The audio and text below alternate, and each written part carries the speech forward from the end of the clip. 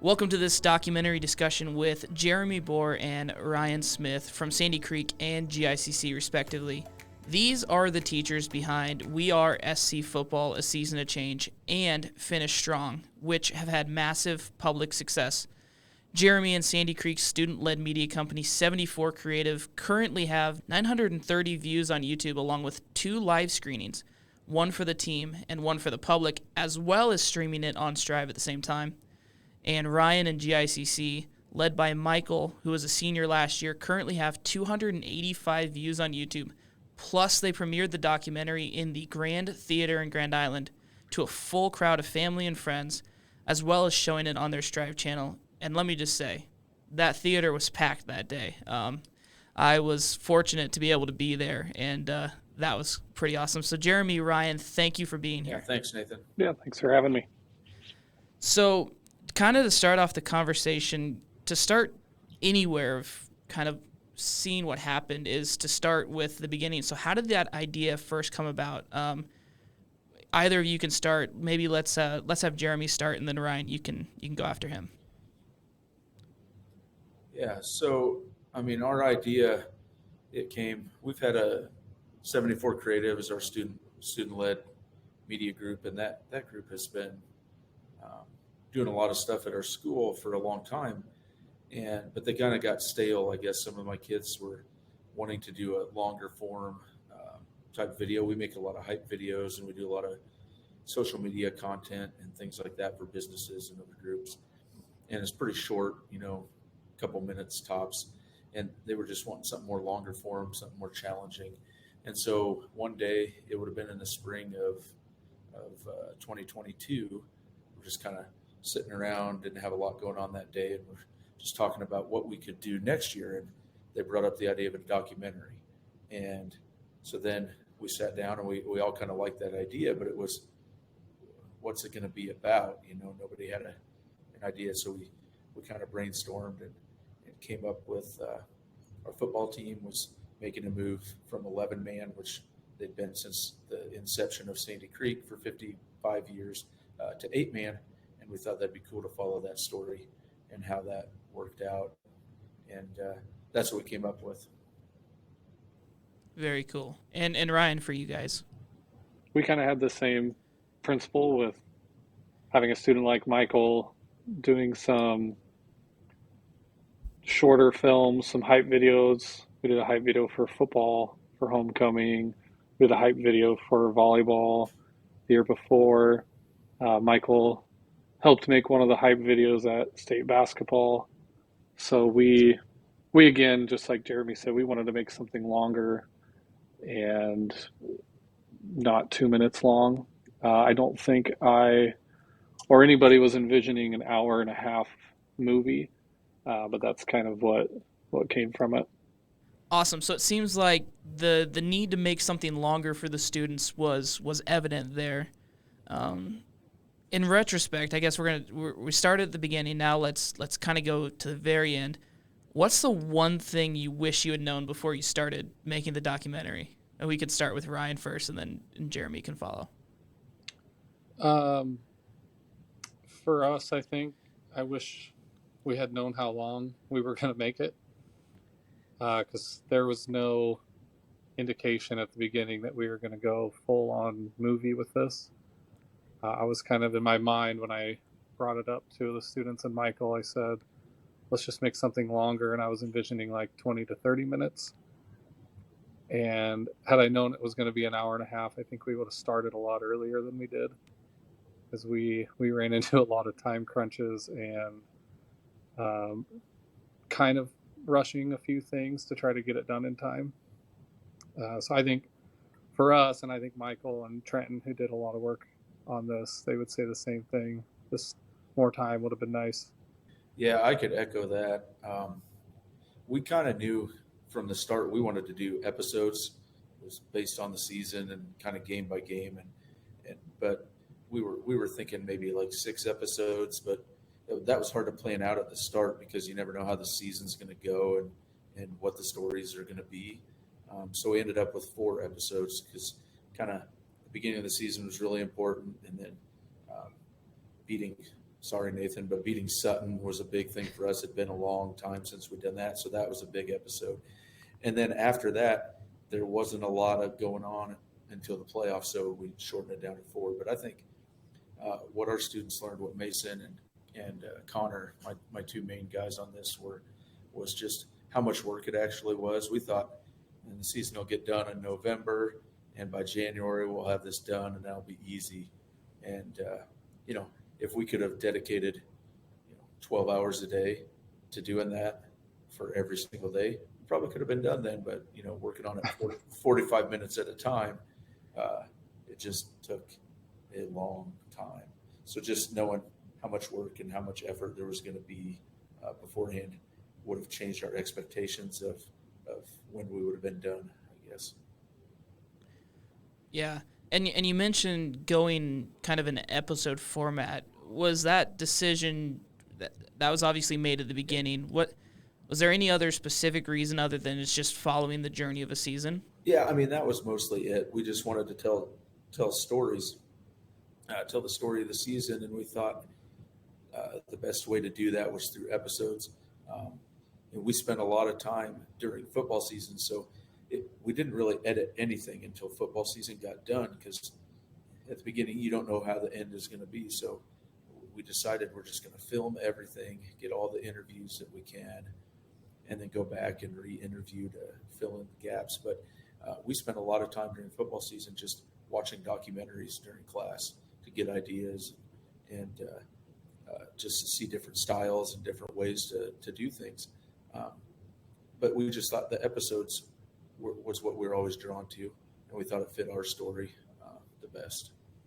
And Ryan, for you guys going with a longer movie, obviously you mentioned wanting to maybe keep it shorter when the idea was first introduced in your mind, but how does that idea come about? Obviously, was the idea present before? Because obviously your team then happened to be state champions, and it kind of worked out really cool to also tell the story of Coach there as well. How did that process begin of how the story is exactly going to be laid out? Well, we were going to try to do a documentary the year before with basketball, because we didn't have a class the year they won a state championship. And then we knew they were going to be good again, so we started filming a bunch of things. And then they lost in overtime in the state championship game, and we knew none of those kids would watch it or participate because they were still mad about it, and they probably still are. And so we kind of put that on the back burner, and we were like, well, maybe documentary's not for us. And then to start this volleyball season, or the last volleyball season, sorry, we knew one thing. Coach Zavala has been around for a while, and there had to be stories out there. Again, we knew our team was going to be really good, so we didn't tell them we were doing that. We thought, we won't tell anybody about this time. We can't jinx it. And we just kind of filmed, and we told them Michael was doing stuff for hype videos, but the entire time we knew it was going to be a documentary. And then making it kind of full scale with the background, the history of it in that piece, that was something we threw in last minute.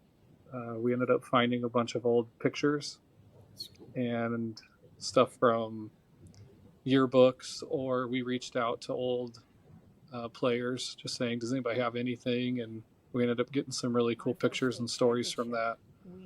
Like the fun one where she had one of her setters lost her tooth in her other player's forehead. And I didn't know any of those stories until people were sending in pictures. So that just kind of added stuff, and it just kind of lengthened our documentary pretty quickly. Right. I was going to say that. Yeah. We didn't go episodes because we wanted to go to the Grand, and we thought that'd be weird to show an episode, do that. We just make it one whole thing. So I want to add in on something that Ryan had talked about there, because that was interesting, and we were like completely opposite of him. We knew we were doing a documentary, and we told everybody about it, and we had decided, but it's a totally different style documentary than what you were doing. But we decided we were doing like a Hard Knocks style or Last Chance You without the profanity. But something like that type of style. And so we were telling everybody about it, and our kids were. But at a point in the season, we got to a point where what you were feeling with your basketball team the year before, we started the season 1-2 and looked not very good. And we sat down in this room that I'm in right now and said, what are we going to do if we go 1-7 and don't do anything? And we decided that we were going to make the documentary no matter what, because we'd promised it. And we said we were going to tell the real story of what happened. And thank the Lord, the Cougars started winning and made the playoffs and had the most successful football season we'd had in 20 years. So that made the story much better to tell, because we really sat down and like, are we going to scrap this thing? Which, in retrospect, your idea of not telling anybody would have been way better, because then we could have just scrapped it if they had a poor season and nobody would have been the wiser. But I remember telling the coaches, like, you guys got to turn this around or this is going to be really, really bad documentary. So that's just funny how you brought that up, and our situation was different. That's awesome. And I want to circle back to something, Ryan, that you had mentioned about the history part being in the documentary Finish Strong. And what I found really cool, both in the theater and then watching you premiere it on Strive and then watching it again on YouTube again, just so I could prepare for this, is that the history part is a significant portion of the documentary. And like you said, it really lengthened it out. So I think it's just cool, and really that part, in my mind, set the scene for what the documentary was going to be about, and it really gives the viewers context. And it's something that I didn't think of, as I was like, oh, this is going to be a documentary about GICC volleyball. Well, there's a lot of history in there, and I think it's just interesting to hear that was kind of more of a last-minute decision to toss that in. That's crazy. Yeah, it was not anything we wrote in our script. I mean, we had Trenton and I, and then Michael near the end. We were just kind of writing the questions that we were going to ask the girls and Zavala, and obviously Coach Zavala's questions were almost a full page long. And we gave the girls like 3 or 4 questions to focus on, and I just put in there, and I think it's what sparked it, just why did you come here? And that's such a cool answer. Yeah, and we had never heard. We just knew she came here. I think before we did the documentary, I knew that she came here and was not supposed to be the head coach, but she never elaborated on that, and she told me a few times how hard it was in the beginning, but never really went into much detail about that either. And just trying to start a sport. I mean, she came in kind of in the infancy of volleyball, and how do you do that? And I think once we got a few of her answers, we went back and looked at them, and we were like, we have to put something in there. And that's when we found, old YouTube videos. Shout out to SCOTUS for some of those. We found 1990s state championship videos. We don't have any. We looked high and low in our school. There is no recordings of volleyball before 2005. So we kind of had to do some reaching on some of those older films. But we just kind of knew it had to be in there somewhere. That's awesome. One of the questions that I've had, and this was kind of spurred on as I went to the premiere of Sandy Creek's We Are SC Football, and I was talking with Jeremy and Mason and Connor ahead of time of just the support and the kind of the permissions involved to do a project like that, like talking to the coaches, making sure like, hey, we're going to be out at your practice, is it okay to film?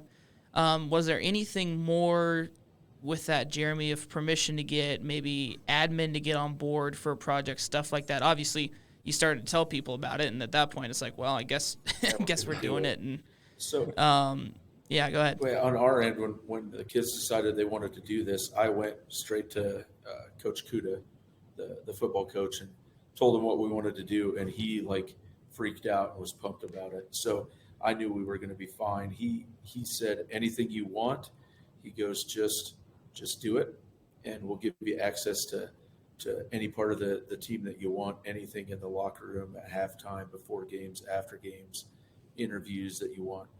He was an open book, and the only guarantee I gave him was that we'll always portray Sandy Creek in a good light. So, like, if there's a moment on the sideline where tempers flare or something like that happens in a football game, like, we're not gonna show Sandy Creek in a bad light, but we're gonna tell the true story as well. Like, if the game's bad, then that's gonna be in there. And he was up for it and got the boys on board. And I remember, so kind of funny story about this is the very last game of the season, we're in the playoffs playing North Platte St. Pat's out there at North Platte, and they were the number 1 seed. We knew what was probably going to happen. We went out there and the game didn't go our way. And at the end of it, coaches got them all huddled up, and the boys are crying. The coaches are upset. And Mason and Connor were like, I don't want to go film that. And I had a camera that night as well. And I said, we have to go film that. That's going to be, if we don't have that, then what did we do all this for?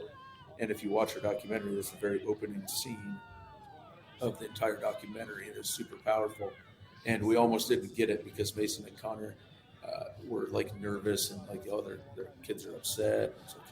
I said, yeah, they're upset, but that we have to have it. And we filmed everything, and those boys were super proud when we got back that they actually did it, because then they realized that clip was like the whole thing. So we almost missed that opening scene just because we were nervous about, that access. But the coaches were amazing and never went past that. My admin was like, yeah, do whatever you want to do. Just can't wait to see it. They didn't get, everybody was supportive.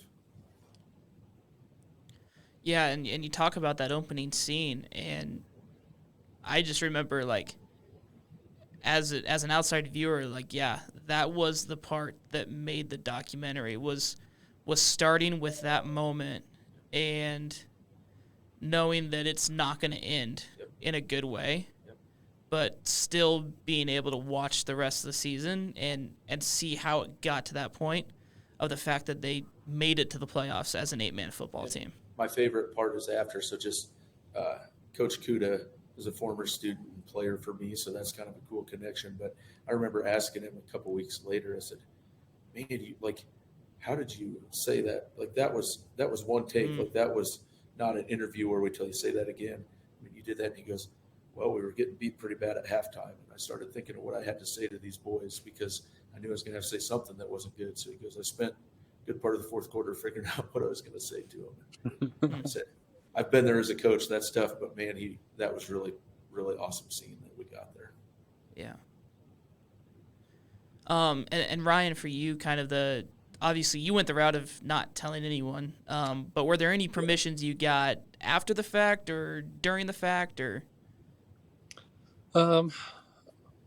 Yeah, I think kind of the biggest permission was trying to get the grant. My administration's awesome, so they immediately were like, whatever you need to do, we'll support you. We'll support our students. As far as the documentary went, I was kind of the brainchild of, hey, let's do something.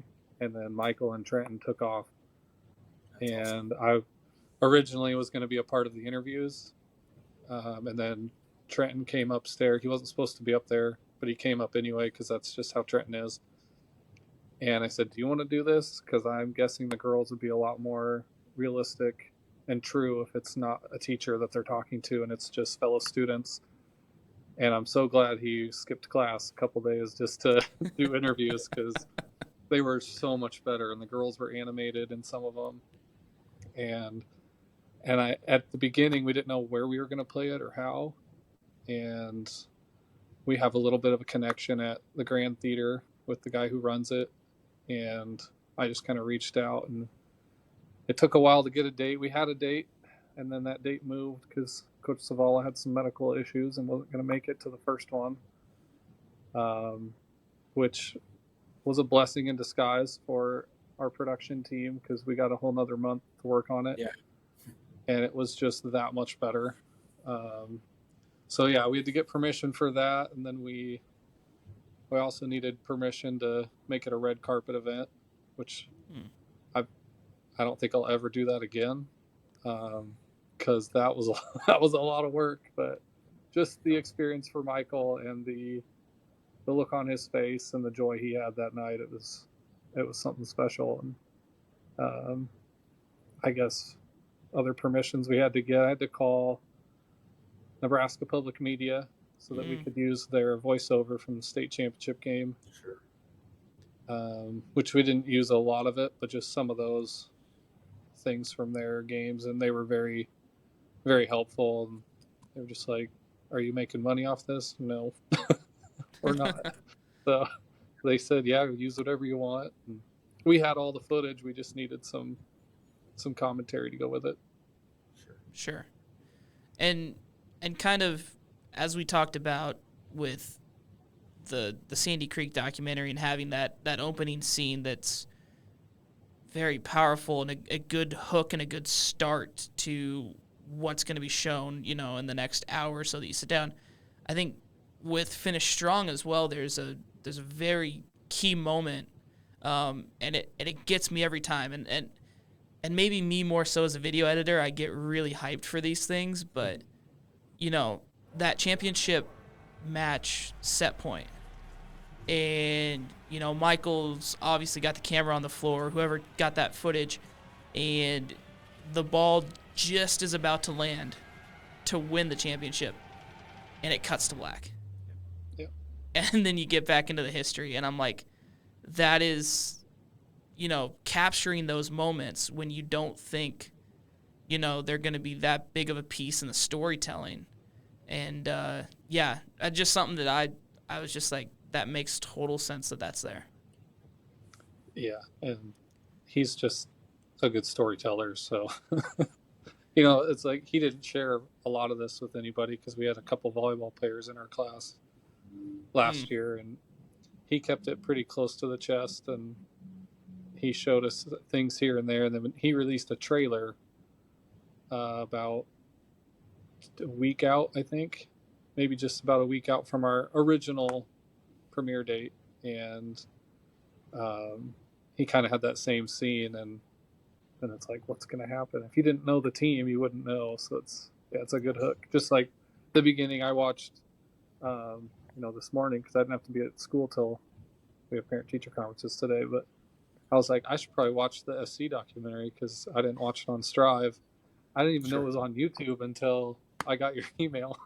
I was like, Gotcha. I should go look at that. But that opening scene, it's just like you get the emotion, and if you don't have emotion in something, it's just kind of flat. So yeah, that was a big piece. Yeah.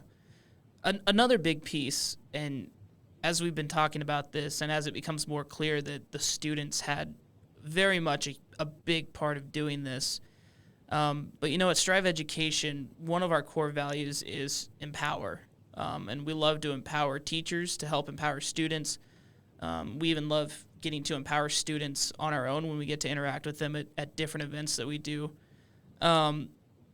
So from an outsider's perspective of me, after talking to you guys both kind of, before the premieres and after the premieres and just leading up to this discussion, it's very evident that you empowered your students. Jeremy, you talked about telling them to get that shot at the end of the game. That's an empowering thing. They very much didn't want to do it, and you said, no, guys, this is gonna be gold. It's gonna probably make the documentary. And Ryan, you even mentioned, just saying it out loud in class, like, what if we did this? And then letting the students run with it. Maybe explain to some of the teachers that are going to be watching this who might want to make a documentary themselves but don't exactly know kind of the first step and how they kind of encourage their students. What was kind of some of the things that you had to do, and some of the things that you just kind of let the students run with? I mean, on my end, I just let them run. I mean, I stayed out of the way. I got them the access they needed. I got them if they needed to get out of class for something because we had to film something right now. I got them that. I got them. I bought pizza and stuff for him when we'd come in on a Saturday and edit stuff because we just needed more time to get things done.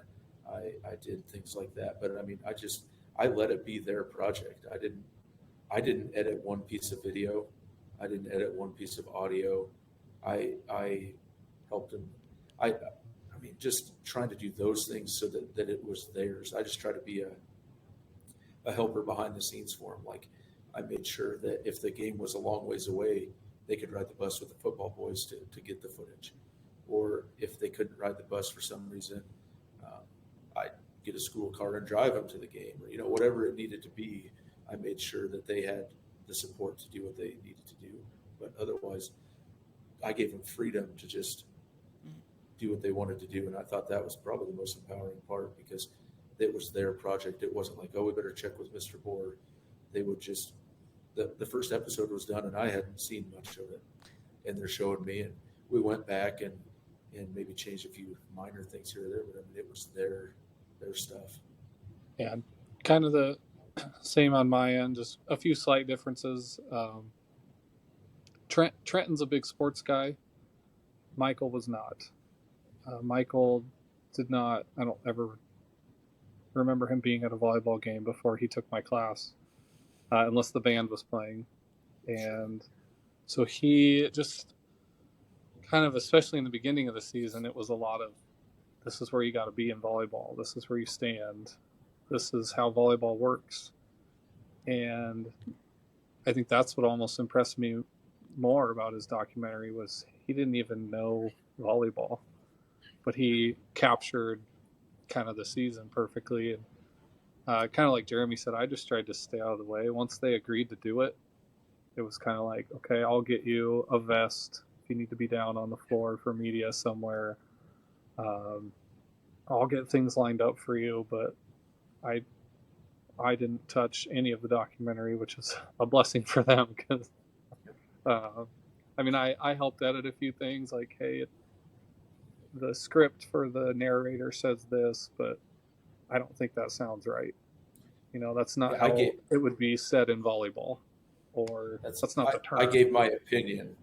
Right. A lot, but at the end of the day, I let them, it's yours. If you don't like what I'm saying, then let's go with what you got.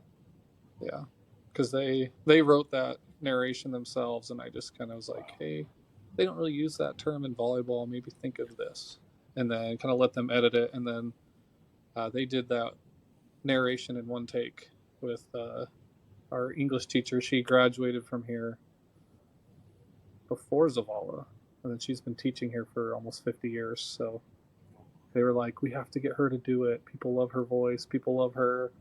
So she said, okay. She came in one afternoon after school and did the recording, and they didn't even do a second take, which was crazy. Awesome. Wow. So, yeah, and that's one of those things that watching Finish Strong really makes it kind of packages the whole of like the documentary movie type style of the long form is, yes, having that narration and having someone that can help guide the viewer from point to point, obviously starting with the history and then flowing through things. And yeah, It's just one of those things that you don't think necessarily at the start to have, but then once you're like, we've got to have this for something like this. It was that. Yeah. So, I mean, if there's any teacher out there, I mean, I think the biggest thing that I've heard from at least Jeremy or myself is you got to have students that want to do it first. If you try to force a documentary, I don't think it's gonna. I don't think that's the right thing. I think if you have a student or students or a class that's passionate about that, they want to make something longer. I think all you have to do is get them started, and then get them where they need to be, get them access to things, and get their brains moving. And these kids have seen movies, they've seen documentaries. You just kind of have to get them started, I think. Yeah, and I think the topic is so important because we had such a time trying to figure out what to do, and they had some different ideas, but it's like for high school kids, it has to be something they have access to. And so it's like, I hate to limit you guys, but something with the school is going to be something we have access to, or in the community. Because they had, we could do it about different topics. It's like, we can't interview Donald Trump and Joe Biden. Like, that's not going to work, guys.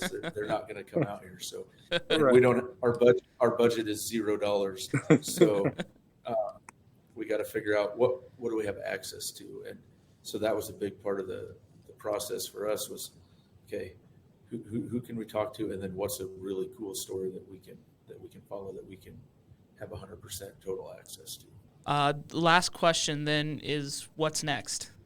Any more documentary? Where do you go from here? Right? I don't know if you've necessarily reached the Everest of content creation for a digital media class, but how do you follow up that act, and have people in the community been asking that same question?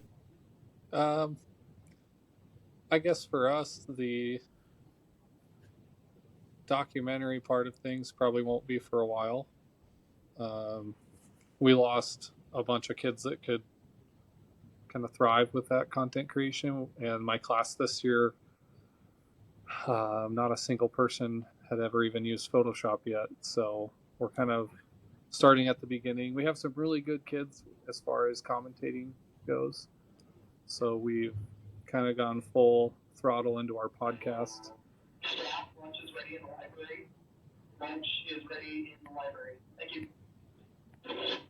Hey, your lunch is ready. So we've commandeered an area of our school, and we've got podcasts. We're going to invest in some podcast equipment and look into getting it out there a little bit more, like Spotify or Apple or whatever it might be.